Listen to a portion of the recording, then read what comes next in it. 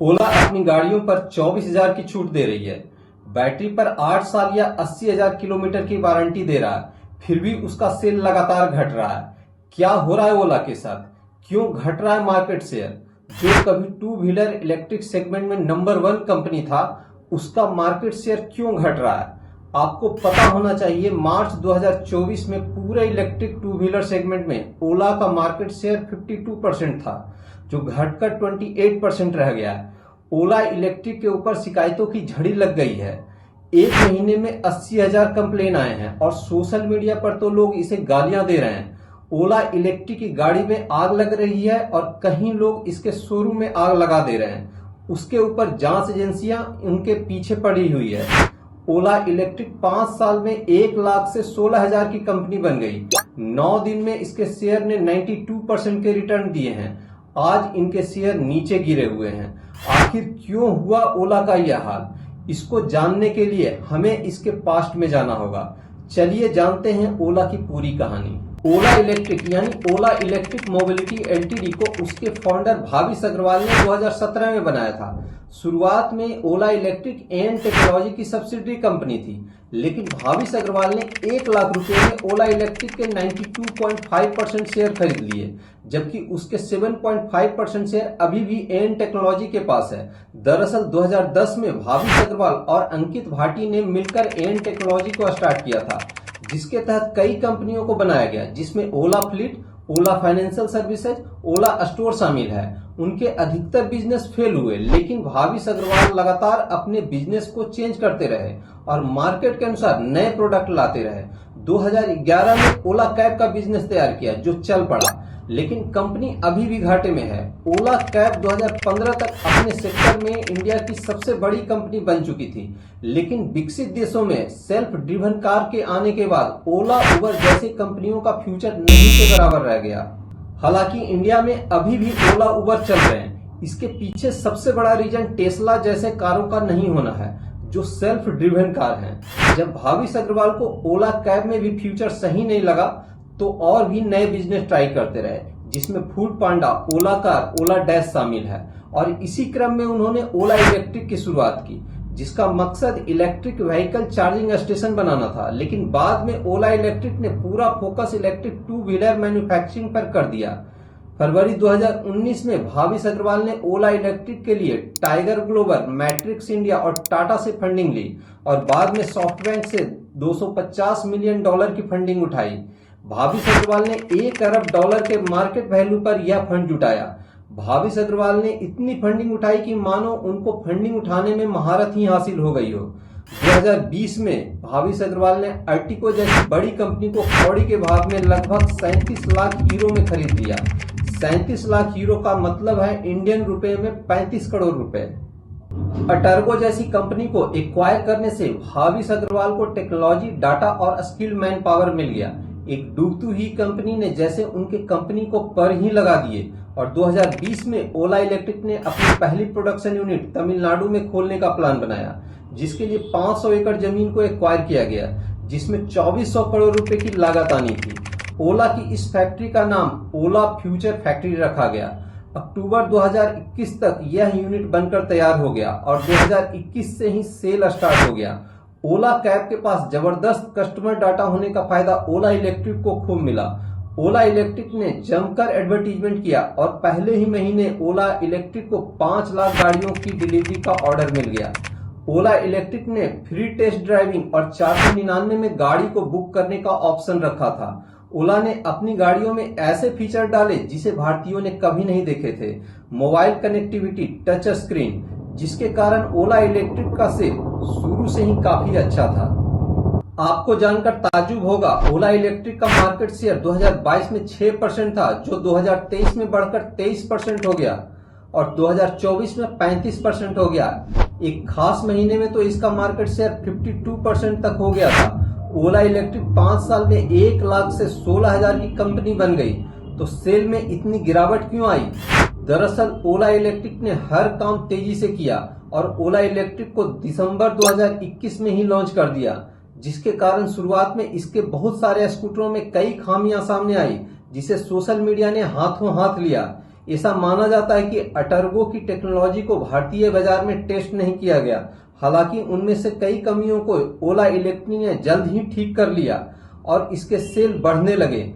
मार्च 2022 में ओला इलेक्ट्रिक ने एक इजरायली कंपनी स्टोर डॉट के साथ करार किया, जिसका काम एक्सट्रीम फास्ट चार्जिंग बैटरी बनाना था।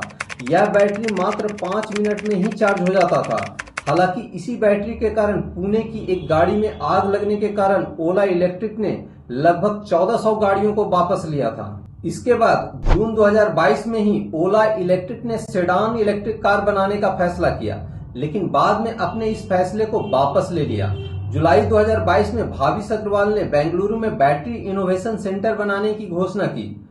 ओला इलेक्ट्रिक ने लिथियम आयन बैटरी बनाने के लिए तमिलनाडु में एक मैन्युफैक्चरिंग फैसिलिटी तैयार किया है, जिसका नाम ओला गीगा फैक्ट्री है। ऐसा माना जा रहा है कि 2025 तक इस मैन्युफैक्चरिंग फैसिलिटी से इलेक्ट्रिक व्हीकल के लिए बैटरी का निर्माण चालू हो जाएगा। ओला गीगा फैक्ट्री भारत की एकमात्र फैक्ट्री होगी जिसमें इलेक्ट्रिकल व्हीकल के लिए बैटरी का निर्माण होगा, जो न सिर्फ ओला की गाड़ियों को बैटरी प्रोवाइड करेगा बल्कि दूसरे कंपनियों को भी बैटरी बेच सकता है। अब यहाँ ध्यान देने वाली बात यह है कि ओला ने हाल फिलहाल में अपनी बैटरी पर 8 साल या 80,000 किलोमीटर की वारंटी दे रहा है। क्या ओला इलेक्ट्रिक को अपनी बैटरी पर यह भरोसा है?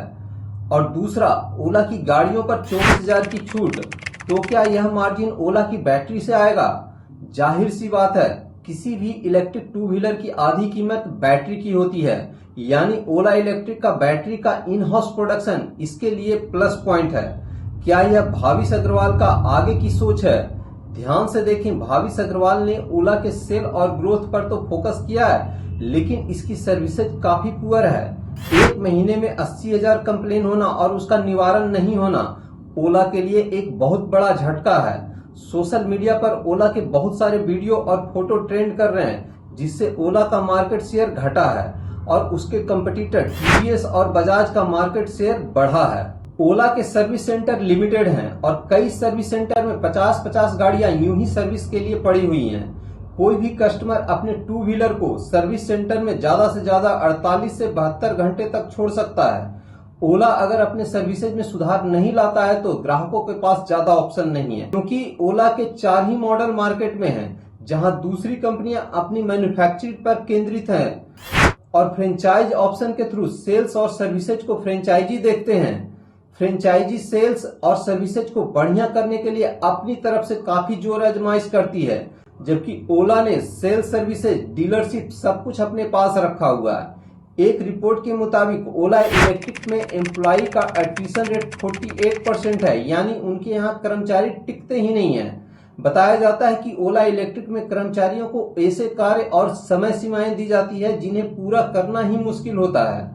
अब अगर वह टिकेंगे नहीं तो कब वह सीखेंगे और कब वह कंपनी के लिए काम करेंगे और कंपनी को आगे कब ले जाएंगे? अगर दूसरे टू व्हीलर कंपनियों का एट्रिशन रेट देखें तो हीरो का सिर्फ 4% है। ओला इलेक्ट्रिक के सेल में कमी का एक कारण दूसरे इलेक्ट्रिक टू व्हीलर कंपनियों का मार्केट में आना है। फिलहाल बजाज का मार्केट शेयर 24% है, जबकि टीवीएस का मार्केट 23% है और ओला इलेक्ट्रिक अभी भी 28% के साथ नंबर 1 पर बना हुआ है। ओला अपने प्रोडक्ट रेंज को बड़ा करना चाहता है और इसके लिए वह बाइक सेगमेंट में आना चाहता है। गौर करने वाली बात है कि टू व्हीलर सेगमेंट में 35% शेयर स्कूटर का है, जबकि 65% सेल बाइक सेगमेंट से आता है। इसके लिए ओला इलेक्ट्रिक 2025 में अपनी नई बाइक रोडस्टर को लॉन्च करने की तैयारी कर रहा है। ऐसा माना जा रहा है कि रोडस्टर के आने से ओला इलेक्ट्रिक की बिक्री 30,000 करोड़ रुपए तक पहुंच जाएगी। ओला इलेक्ट्रिक ने 2024 में आईपीओ लाया था, जिसमें इसके शेयर ने लिस्ट होने के 9 दिन के अंदर में ही 92% का रिटर्न दिया था। इसका शेयर 76 पर लिस्ट हुआ और कुछ ही दिनों में 146 रुपए तक चला गया। लेकिन जैसे जैसे ओला के कंप्लेन आने लगे, ओला का शेयर नीचे गिरने लगा और आज इसके एक शेयर का प्राइस मात्र 52 रुपया है और कंपनी साल दर साल घाटे में है। लेकिन शेयर में गिरावट का एक और कारण वैश्विक बाजार में उथल पुथल है। अमेरिकी राष्ट्रपति ट्रंप हर दिन एक नया बयान जारी करते हैं और व्यापार प्रतिबंधों की धमकी देते रहते हैं, जिसके कारण बाजार में उतार चढ़ाव देखने को मिल रहा है। बड़े निवेशकों ने ओला इलेक्ट्रिक के शेयर से खूब पैसा कमाया, लेकिन हमेशा की तरह खुदरा निवेशक फंस गए।